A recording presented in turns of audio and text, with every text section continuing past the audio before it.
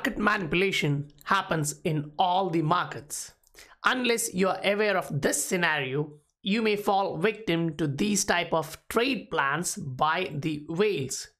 You need to know what is happening around you to maximize the possibility to get the profit.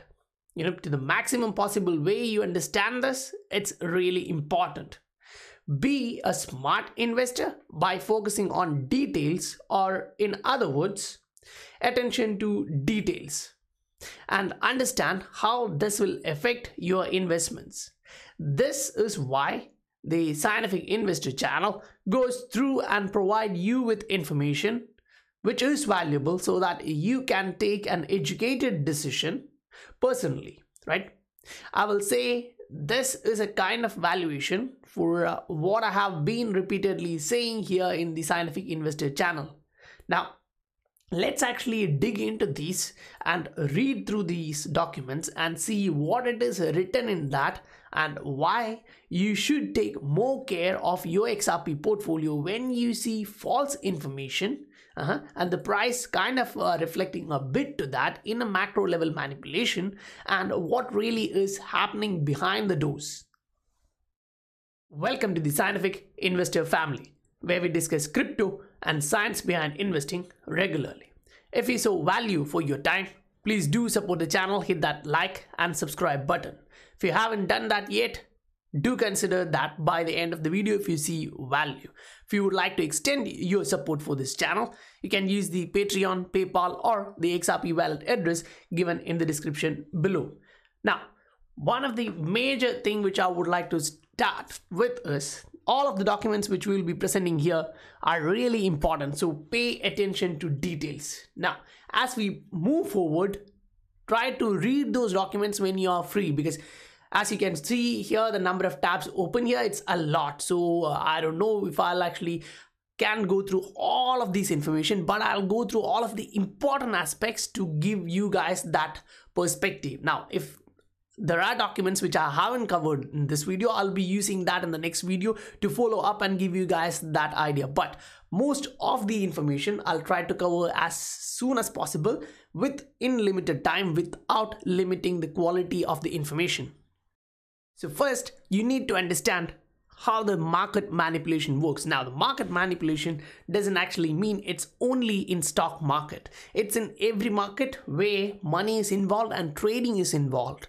That way, majority of retail investors can be manipulated by some whales, bots and all, but it depends on the perspective. Now, when you say it's bots and all, I will take you guys into this one. Bots are usually, the algorithmic trading facility, high frequency trading like stuff, which is in a micro manipulation, micro level perspective. But in a macro level perspective, for longer term, in order to kick out or fake in some buyers or sellers, this happens. That's macro, right? Fake news, rumors, etc.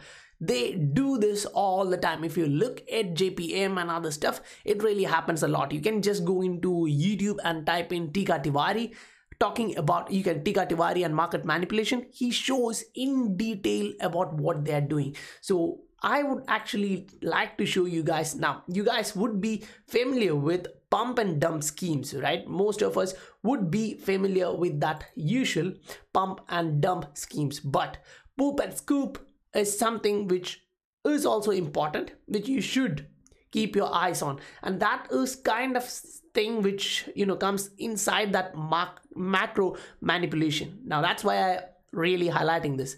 This is highly illegal. It's kind of an insider trading carried out by a group of traders or somehow, but what they are doing here is it's opposite to that of pump and dump.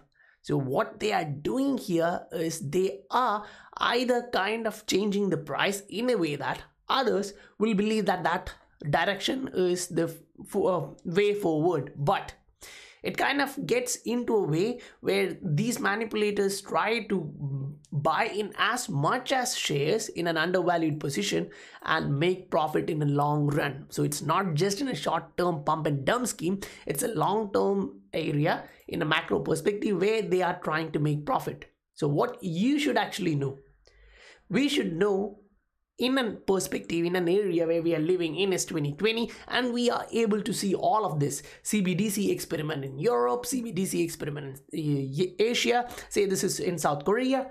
So what it really means for the payment system as we are changing.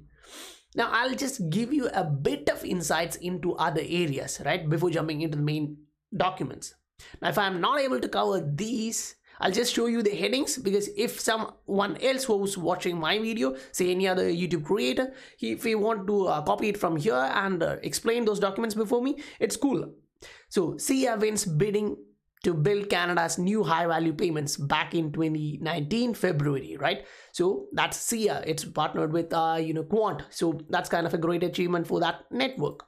Then IBM wins bidding for new Canadian RTGS platform, which is oversight of SIA transfer of the system towards Lynx, which is the new payment system of Canada. So Payments Canada publishes ISO 20022 messages June 2020 for high value payments. Why you have to concentrate on all of this? Ripple's partnership in Remitter, growth of Canadian payment system. Then Tempus, modernizing Canadian dollar payments. They are recently on the Ripple network, enabling the same day transition. And Cybos, 2020 talks about, in a world of CBDCs, I'm not sure of what SWIFT would do. Now that is a real point which you would need to keep in your mind when we go through the documents from Canadian government. And then this one, what percentage of cross-border payment could be made in CBDC? So keep these two in mind. Keep these two in your mind as we go through the main documents here. So let's start with the Canadian Bank of Canada documents here. So in the first document, it shows an economic perspective on payment migration. Now, yes, the document is too lengthy, so I'll just jump into where we need to focus in this one. So this is page number 5, in which they are talking about different payment system. Now that is the background which they are giving you of different payment systems. They talk about different aspects and a new system for real-time processing of small value payments. Now Ripple, the company, is focusing majority in that direction, right? So that is on page number 5. And when you move in this document towards, say, page number 9, 10, 11, in that area you can see payments modernization and payments migration. So that really is something important, because when you go through this, you can see they talk about different type of payment messaging settlement systems, and then they come upon Lynx, which is by contrast, kind of the quick instantaneous system on which Canadian domestic systems are going in. Now, why I highlight Canadian domestic system? Because when you come to the bottom, you can see RTR, which we talked about, which is the new capability for smaller value payments, right? But when you read through that and reach the bottom, it shows you that it will have more open access regime and will not be able to process international, that is correspondent banking transactions. Now, why is that so important? Why am I specifying that? Because in order to do that, international cross-border payments, it should be on ISO 20022 in the future, which is the interoperability standard, right? So all 3 future systems will use the international ISO 20022 standard for messaging. This will allow for higher interoperability across system, both nationally and internationally. Now, why is that so important?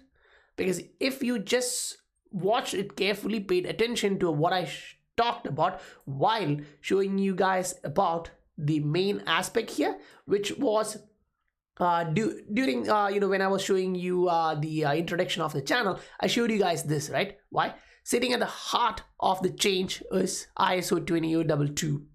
The standard of that is like, why I'm tying that up.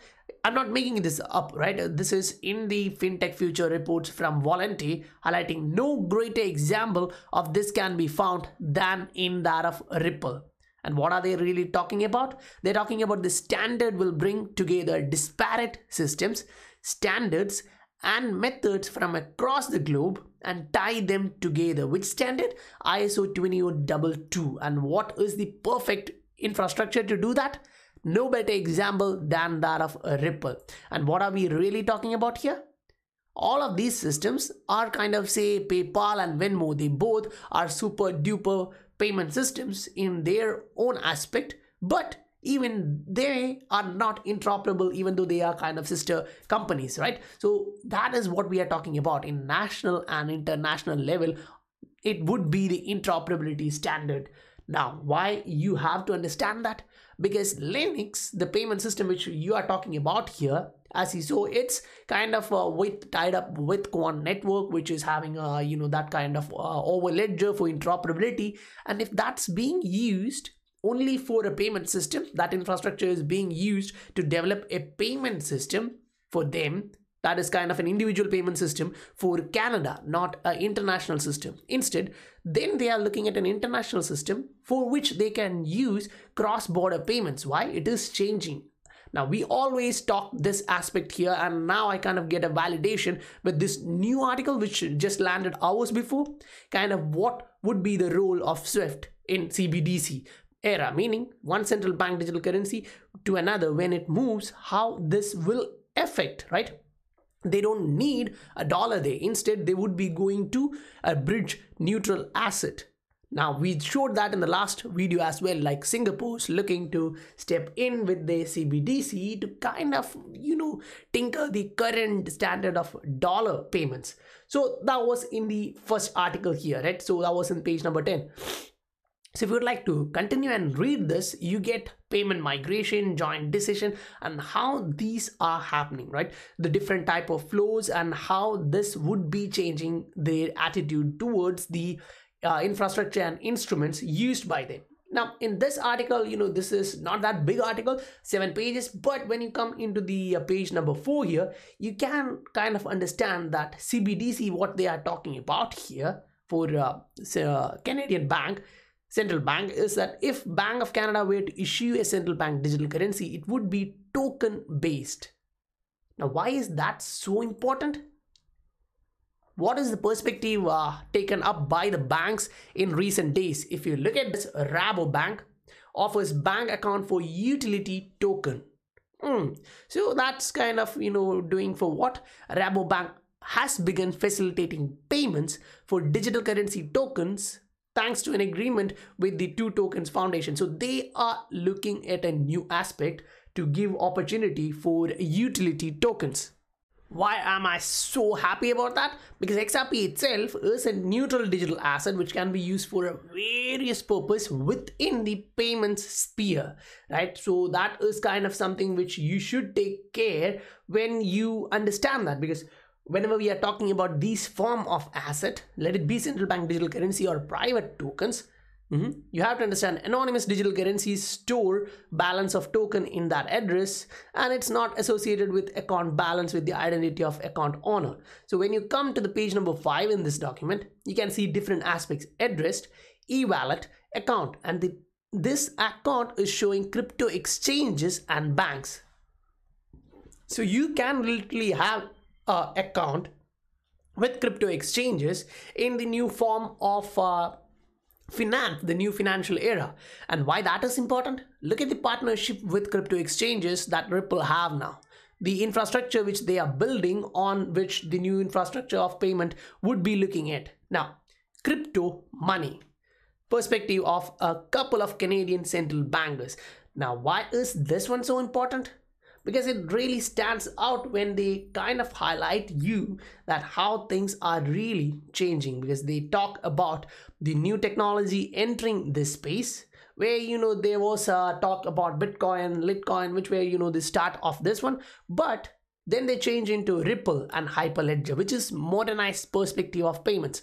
In some cases, the ability to modify this ledger is open to all. Example, Bitcoin, Litecoin, while others restrict it to pre-approved uses. And that's what governments, banks, or regulated institutions want. They only want regulated guys. Here means the pre-approved uses. This later case is termed as a permission blockchain. Example, Ripple, Hyperledger. Now, when you look at XRP, it's an open source protocol, but if you are using XRP Ledger via RippleNet or ILP, then you are enabling pre-approved users to do that, right? So a key feature of blockchain system is that records are ordered and bundled in blocks that are links. Now those are kind of our basics which you should understand in this one. Now, along with that, when you jump into page number 17 of this article, for me, this really is a hype itself for XRP and Ether here. Now, yes, Ether is also involved. If you're happy with that or not, I don't know. But if you have to see this, the orange line in the chart 5 excludes Ripple's XRP and Ether, given their size and more specialized nature. Wow. So they understand that these are there for one use case. Say they consider Ether for smart contracts and XRP for payments. Wow. That's a real wow moment for all of the XRP investors if you actually know on what asset you have actually bet your money. Now, if you are betting your money just for the hype of 2017, 140,000x your money, it's okay. But if you know these facts, then the market manipulators who are either trying to pump and dump or poop and scoop won't be able to kick you out from your investment. Now, do understand they are highlighting market cap of all other coins excluding Ripple and Ether. And they are showing that in terms of Bitcoin, right? So if you look at all the other coins, you can see there is a lot of coins there. Now, these are really important when the stuff itself is put inside Bank of Canada website and talked by central bankers, right? Because these shows that the ability of use case of an asset will really show you the future. And Brad Garlinghouse always used to state future is based on that. Now, next document is predicting payment migration inside Canada. Now, if you look at this one, now, yes, this is also a long document, but one of the important aspects which I would like to take you guys through is on page number 9, where it is now, yep, I highlighted that. It's not to manipulate you guys. If you want to read the entire document, you can, but it's a long document, so it's up to you. However, we can proceed with the divide and conquer idea and focus on specific use cases where reasonable assumptions can be made to simplify the decision problem. For example, payment instrument choice can be assumed to be mainly driven by end users' preference. So what they are talking there, if you read from the total list, now you have a lot of payment systems which are arising. Now the new technology is enabling all of those transformations. But when you are looking at the future standard of payments, in which ISO 20022 is a major factor, you need to take a decision by looking at the use cases of that asset for what? When a payment request is sent by the end users to a financial system, the decision of which payment system to use for its settlement is mostly up to the financial institutions' cost-benefit consideration. So what is up to them? To use for its settlement is mostly likely for the financial institutions' cost-benefit considerations. So what do you actually think about a settlement aspect for banks using a third party for cross-border payments? Now I'm talking completely about cross-border payments, not the domestic one, because now it's not like what we imagined previously. Everything is XRP. It's changing. Say the domestic payments are going in different payment routes, different infrastructures, different blockchain like Quant, XDC, different aspects. But majority of central bank are focusing on central bank digital currencies for cross-border payments, value transfer from one nation to another, right? So in that aspect, majority are talking about XRP. Why? Because Ripple, the company, has been in touch with 40 to 50 central banks, and that's been validated by Ripple executive itself. So the chances for that are really high. And that's one of the reasons I'm so happy about going through all of these documents. So when you reach to see that a roadmap to new payment system, we all understand the conventional method is going away, and it's not that far. We're going to see new systems come in for settlement clearing, right? This won't be like, surprises to majority if you are actually paying attention to detail of what really is happening within the space.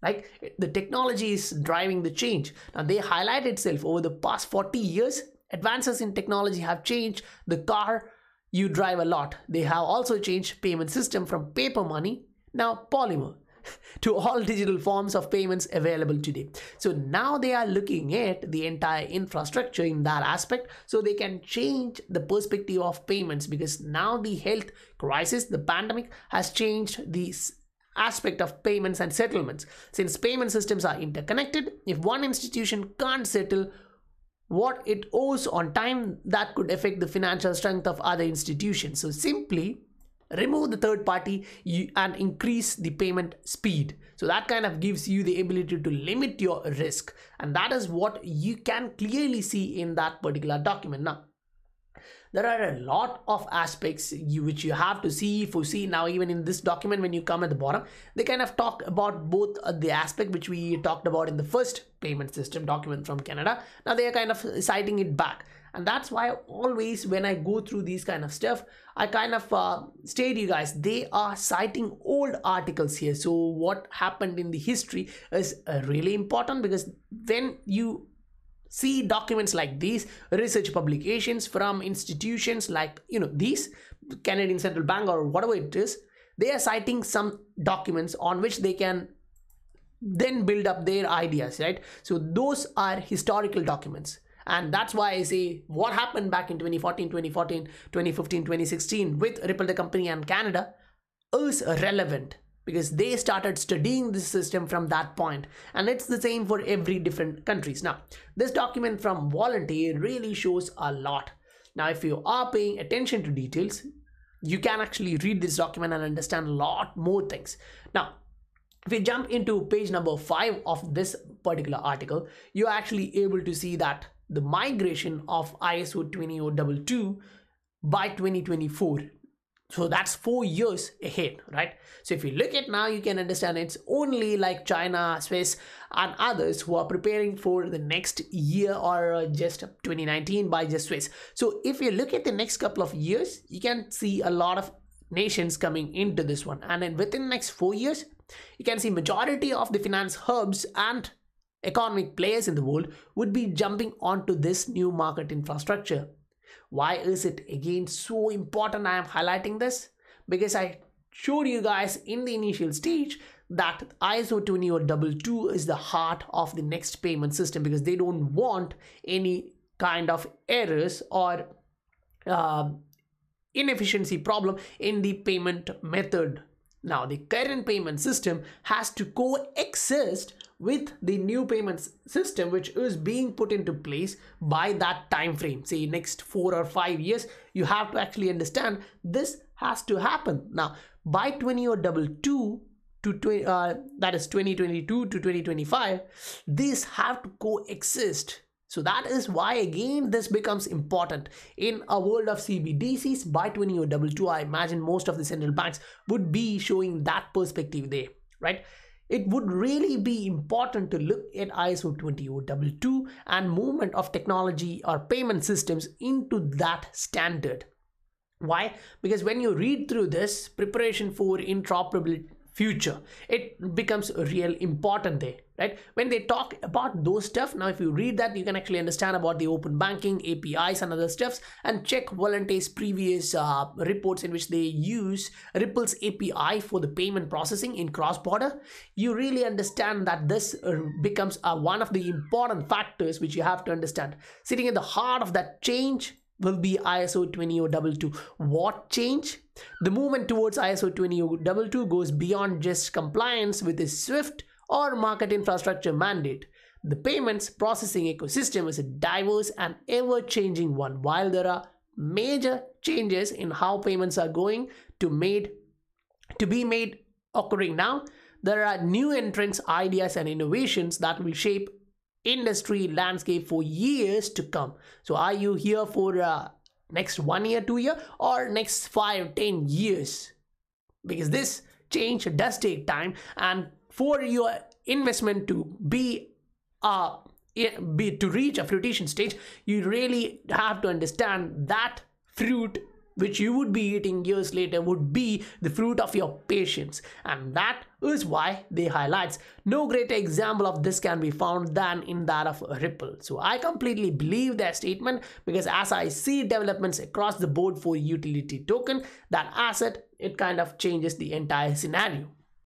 I believe I conveyed most of the information which is really important to share with you guys. Now, yes, there are other information which has to be detailed and further studied while looking at the market now. But I would actually stop here and use that data for the next video and explain that with the supporting documents, because now it's already, I think, 20-25 minutes of this video. So yeah, we'll drop it here. So if you really so value for your time, please do support the channel, hit that like and subscribe button. And if you would like to extend your support and if you appreciate the contents you are getting from here, you can use the PayPal, Patreon, or the XRP wallet address given in the description below. I'll meet you guys on the next video. Bye for now.